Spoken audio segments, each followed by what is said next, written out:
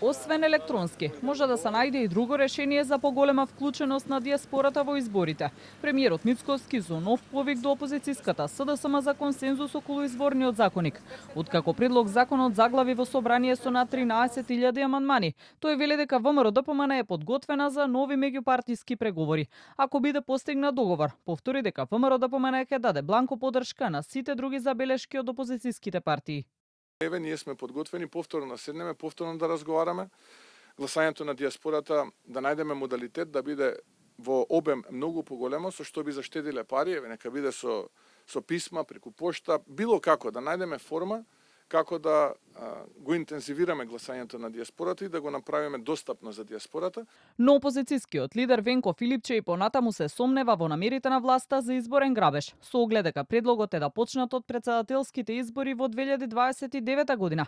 Според него не треба да се избрзува, туку да се формира експертска работна група. Но тоа што премиерот менува, еднаш вака, еднаш така, само колку да помине законот, ствара сомнев зошто го прави тоа, а не одговара на вистинските прашања. Зошто дозволува да се отвори врата за манипулација со изборниот процес и става терет на луѓето во диаспората, дека утре тие може да бидат обвинети дека учествувале во изборен грабеж? Зошто да им ставаме таков терет на тие луѓе? Нека дојдат, нека гласаат тука со фингерпринт и се како што ние гласаме сите. Од друга страна, евроамбасадорот Рока спорача дека предлог законот кој е во собрание е позитивно оценет од европските институции и очекува дека сепак власта и опозицијата ќе најдат заеднички јазик. The law in itself is a good one. ODIHR and the European Commission have positively assessed.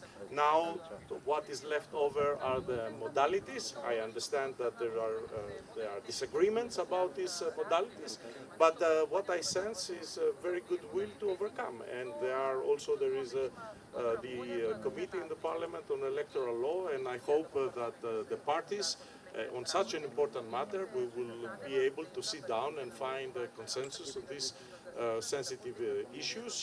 Иако на лидерската средба во јануари партиите генерално изразија согласност за промена на изборниот модел и воведување на една изборна единица наместо сегашните 6, во предложениот закон ова прашање не е опфатено.